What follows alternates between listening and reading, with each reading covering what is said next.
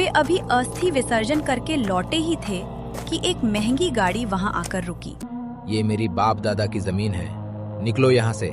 मनोहर झगड़ा नहीं चाहता था।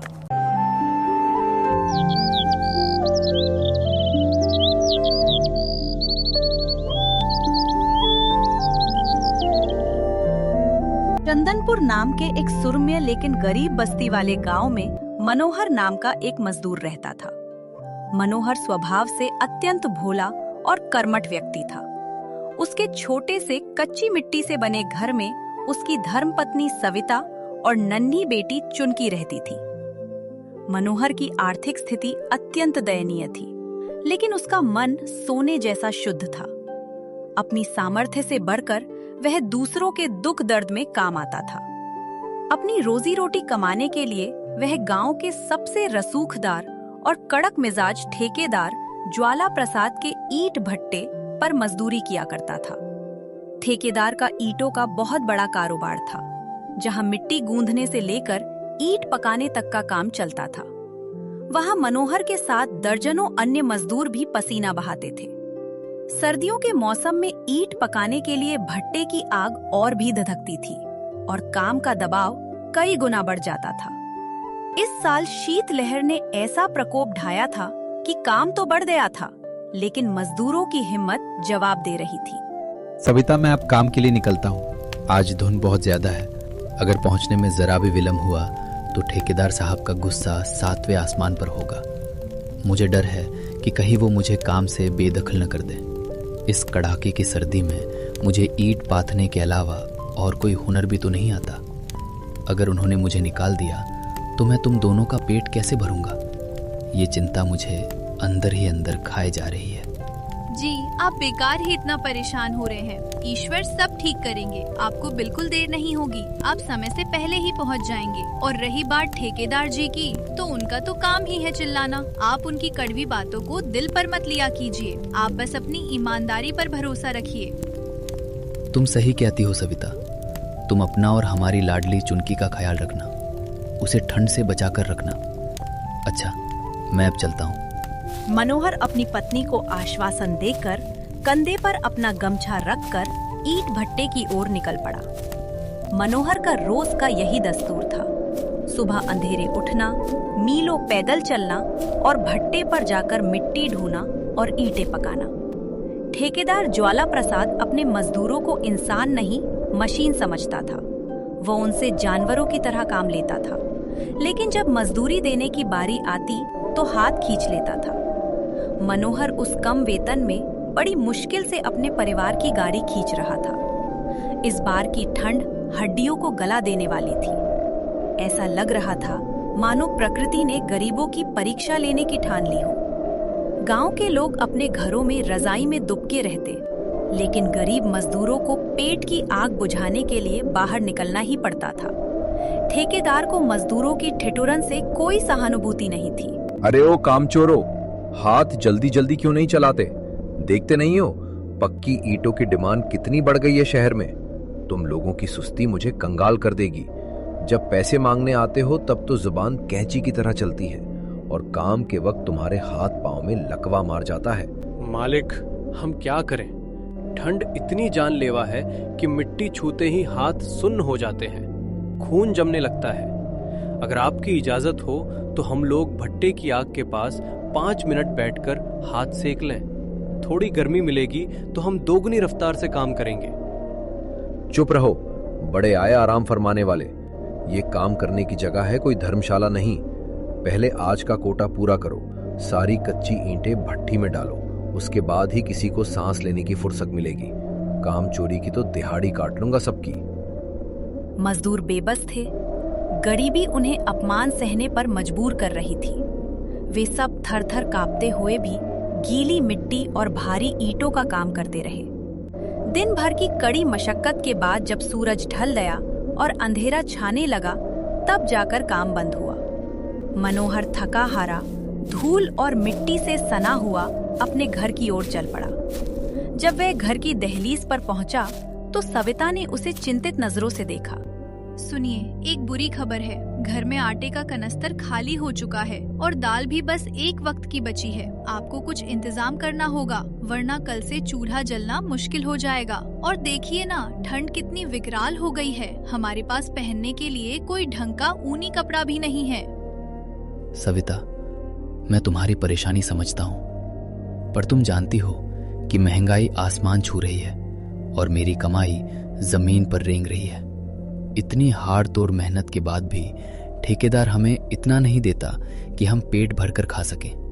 जो थोड़ा बहुत मिलता है वो बीमारी और कर्ज में चला जाता है। ऐसे हालात में मैं नए स्वेटर या कंबल के लिए पैसे कहाँ से लाऊं? मैं आपकी लाचारी समझती हूँ, पर एक माँ होने के नाते मेरा दिल भी रोता है। इस बार सर्दी बर्दाश्त से बाहर है। अगर गर्म कपड़े नहीं आ सकते तो कम से कम एक मोटा कंबल ही ले आइए। रात में जब सर्द हवाएं चलती हैं, तो हमारी चुनकी ठंड से नीली पड़ जाती है। हमारा पुराना बिछौना अब इतना जीर्ण हो गया है कि वो हवा को रोक नहीं पाता। हे ईश्वर, तूने मुझे किस इम्तिहान में डाला है। मैं अपनी फूल सी बच्ची को ठंड से बचाने के लिए एक कंबल तक नहीं खरीद सकता। मेरी गरीबी ने मुझे इतना विवश बना दिया है। मनोहर की आंखों में बेबसी के आंसू थे। वो खुद को कोसने लगा। सविता समझ गई कि उसने अपने पति को और दुखी कर दिया है, इसलिए वो बात बदलकर रसोई में चली गई। उस रात वे सब एक दूसरे से सटकर उसी फटे पुराने कपड़े में सिमट कर सो गए। अगली सुबह मनोहर फिर से भट्टे के लिए निकल पड़ा। रात भर वो इसी उधेड़बुन में था कि कैसे अपने परिवार को इस जानलेवा ठंड से बचाए।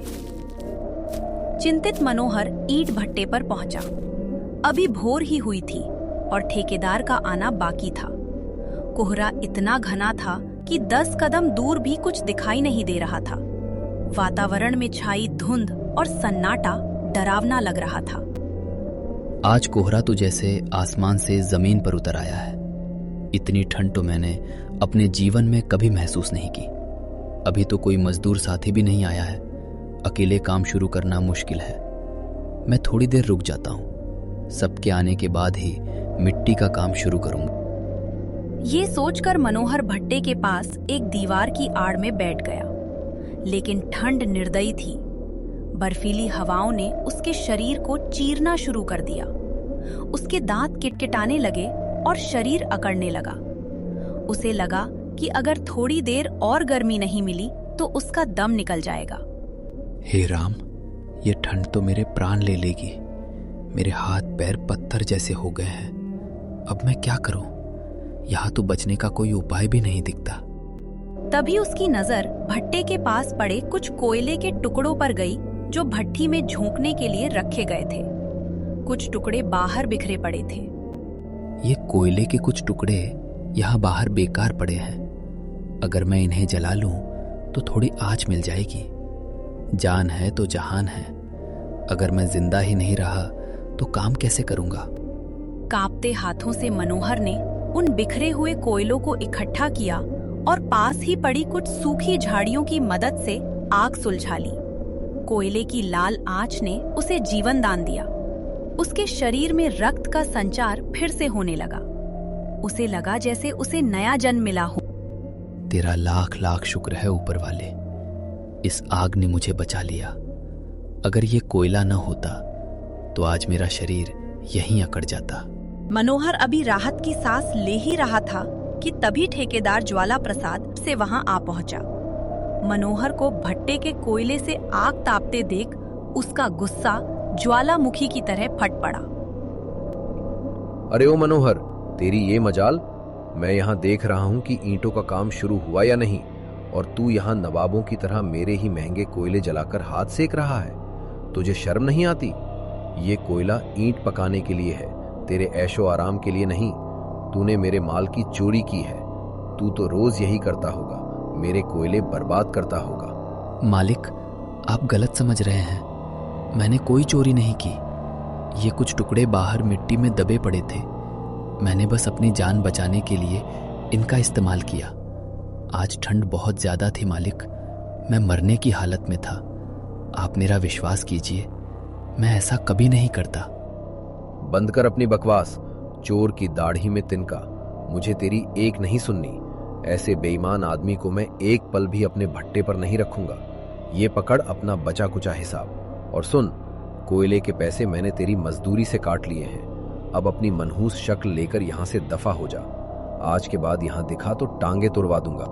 ठेकेदार के इन कठोर शब्दों ने मनोहर के स्वाभिमान को चकनाचूर कर दिया। वह रोना चाहता था, गिड़गिड़ाना चाहता था, लेकिन उसने अपनी इज्जत बचाई। उसने कांपते हाथों से पैसे लिए और सिर झुकाकर वहां से चल दिया। घर लौटते समय उसने सोचा कि खाली हाथ जाऊंगा तो पत्नी क्या सोचेगी। उसने उन थोड़े से पैसों से आटा और चावल खरीदा। अरे, आप आज इतनी जल्दी कैसे लौट आए? अभी तो सूरज भी ठीक से नहीं चढ़ा। वो दरअसल आज कोहरा बहुत ज्यादा था ना, तो मशीनें खराब हो गई। इसलिए ठेकेदार साहब ने आज सबको जल्दी छुट्टी दे दी, इसलिए मैं आ गया। मनोहर में नजरें चुराते हुए झूठ बोला। वह नहीं चाहता था कि उसकी पत्नी इस मुसीबत के बारे में जानकर परेशान हो, लेकिन सविता उसकी जीवन संगिनी थी। वह उसकी हर सांस की खबर रखती थी। देखिए, आप मुझसे कुछ छिपा रहे हैं। आपकी आवाज लड़खड़ा रही है और आंखें झुकी हुई हैं। हम पति पत्नी हैं, सुख और दुख दोनों में बराबर के हिस्सेदार। आप मुझसे सच सच बताइए, वहाँ क्या हुआ? तुम मेरी रूह को पहचानती हो सविता। मैं तुमसे झूठ नहीं बोल पाया। सच तो ये है कि ठेकेदार ने मुझ पर कोयला चोरी का झूठा आरोप लगाकर मुझे नौकरी से निकाल दिया है। मनोहर ने सिसकते हुए सारी बात बताई। यह सुनकर सविता के पैरों तले से जमीन खिसक गई। हे भगवान, ये कैसा न्याय है? अब हमारा घर कैसे चलेगा? हम तो ठंड से बचने के लिए कंबल का सपना देख रहे थे। यहाँ तो सिर से छत छीनने की नौबत आ गई। सविता, तुम धीरज रखो। मैं हार नहीं मानूंगा। मैं अभी दूसरी जगह काम ढूंढने जाता हूँ। भगवान ने एक दरवाजा बंद किया है तो दूसरा जरूर खोलेंगे। मनोहर तुरंत काम की तलाश में निकल पड़ा। वह सीधा गांव के सरपंच के घर गया।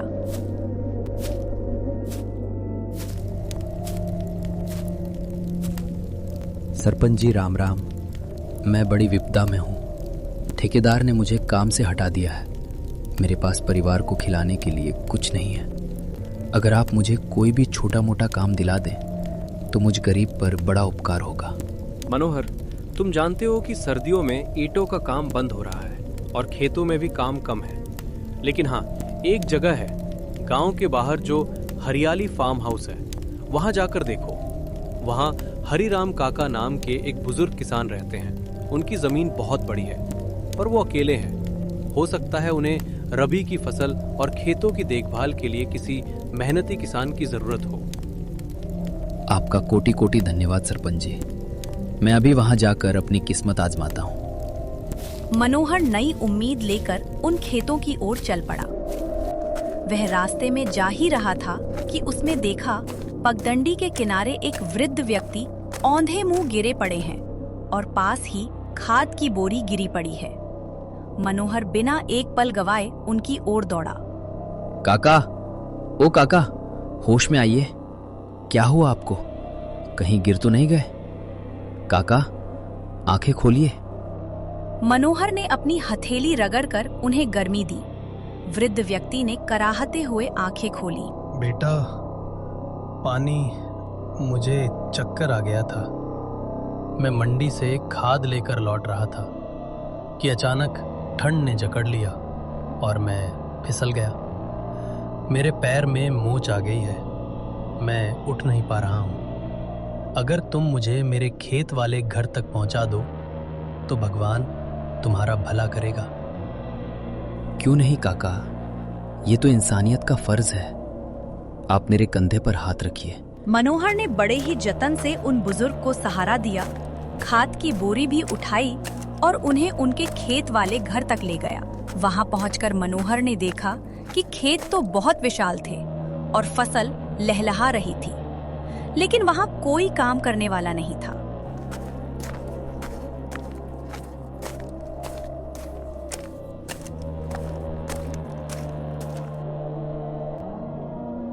काका, लीजिए, आप अपने घर आ गए। पर यहाँ तो सब सूना पड़ा है। आपके बाल बच्चे कहाँ हैं? इस बुढ़ापे में इतनी बड़ी खेती कौन संभालता है? बेटा, मेरा भरा पूरा परिवार था, पर मेरा बेटा शहर की चकाचौंध में खो गया। वो सब जमीन जायदाद बेचकर विदेश चला गया और मुझे यहाँ खेतों के बीच अकेला छोड़ गया। उसके गम में मेरी पत्नी भी चल बसी। अब ये खेत और फसल ही मेरा परिवार है। मैं इन्हीं को उगाकर अपना पेट भरता हूँ। ये जानकर मुझे बहुत दुख हुआ काका। आप इतने बुजुर्ग हैं, अकेले हल चलाना और सिंचाई करना कैसे संभालते हैं? मुश्किल तो होती है बेटा, शरीर अब साथ नहीं देता। देखो ना, आज खाद लाते वक्त गिर गया। अच्छा, तुम अपने बारे में बताओ, तुम कौन हो और इधर कैसे आए? काका, मेरा नाम मनोहर है। मैं ईंट भट्टे पर मजदूरी करता था, पर ठेकेदार ने मुझ पर चोरी का कलंक लगाकर मुझे निकाल दिया। मैं काम की तलाश में ही आया था कि आप मुझे मिल गए। बुजुर्ग हरिराम ने मनोहर की आंखों में सच्चाई और दर्द दोनों देखा। उन्होंने मनोहर का हाथ थाम लिया। बेटा मनोहर, ये संयोग नहीं, ऊपर वाले का इशारा है। तुम्हें काम चाहिए और मुझे एक सहारे की। मेरे शरीर में अब इतनी ताकत नहीं बची कि मैं इन फसलों की देखभाल कर सकूं। कड़ाके की ठंड में रात को पानी लगाना मेरे बस का नहीं रहा। तुमने आज एक अनजान बूढ़े की जान बचाई है। इससे बड़ा प्रमाण मुझे और क्या चाहिए? क्या तुम कल से मेरी खेती संभालोगे? क्या सच में काका? आपने तो मुझे डूबने से बचा लिया। मैं कल से ही काम पर आऊंगा और इन फसलों को अपने बच्चों की तरह पालूंगा। मैं रात दिन मेहनत करके आपके खेतों को सोना बना दूंगा। आपका बहुत बहुत धन्यवाद। ठीक है बेटे, लेकिन अभी भूखे पेट मत जाना। अंदर से कुछ गुड़ और चना खा लो, फिर जाना। नहीं काका, आज मुझे जाने दीजिए। मेरी बेटी मेरा इंतजार कर रही होगी। मैं कल सुबह सूरज उगने से पहले आ जाऊंगा।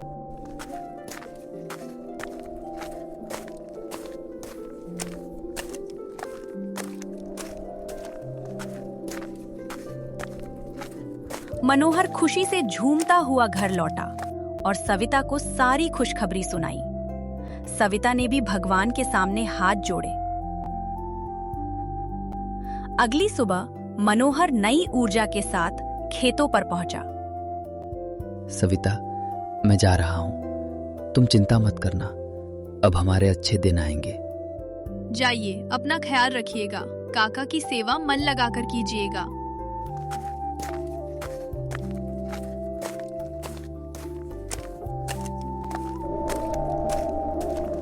मनोहर खेत पर पहुंचा। काका वहां खटिया पर बैठे थे। आ गए मनोहर बेटे, आओ। पहले थोड़ा गर्म दूध पी लो, फिर काम शुरू करना। खेतों में ओस बहुत है, ठंड लग जाएगी। काका, आप आराम कीजिए।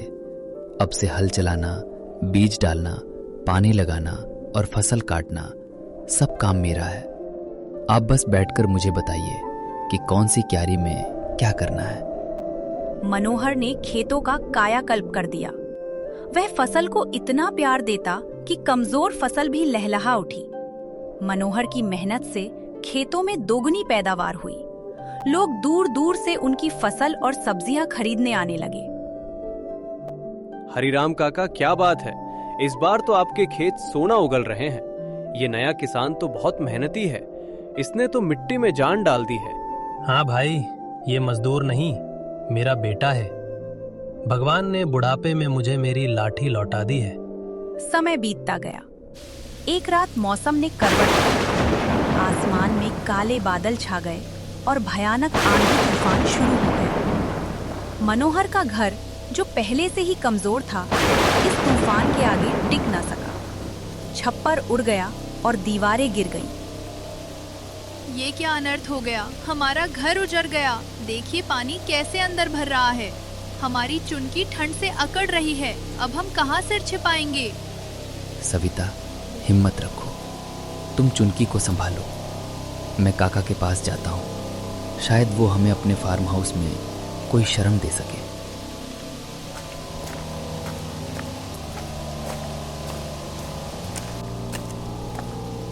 मनोहर भीगता हुआ गिरता पड़ता काका के घर पहुंचा। काका जाग रहे थे। मनोहर की हालत देख वो सब समझ गए। मनोहर, तुम इस हाल में? क्या हुआ बेटे? तुम कांप क्यों रहे हो?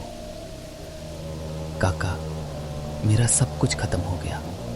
तूफान ने मेरा घर तोड़ दिया। मेरा परिवार खुले आसमान के नीचे है।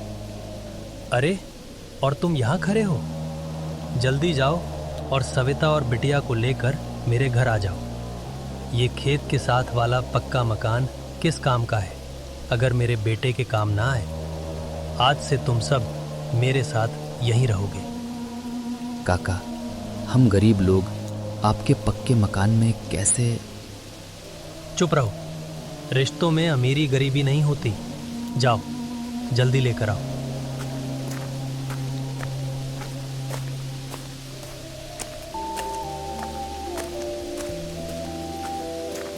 मनोहर अपने परिवार को ले आया। काका ने उन्हें आश्रय दिया, खाना खिलाया और अपनेपन का एहसास कराया। वे सब एक सुखी परिवार की तरह रहने लगे।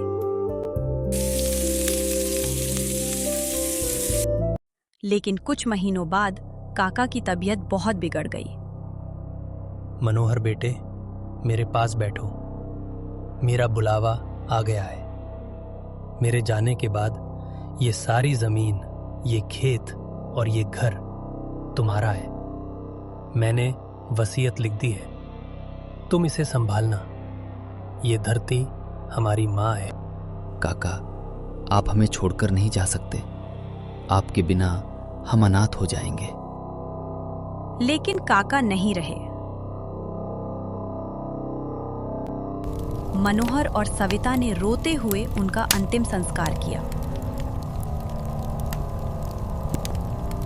वे अभी अस्थि विसर्जन करके लौटे ही थे कि एक महंगी गाड़ी वहां आकर रुकी।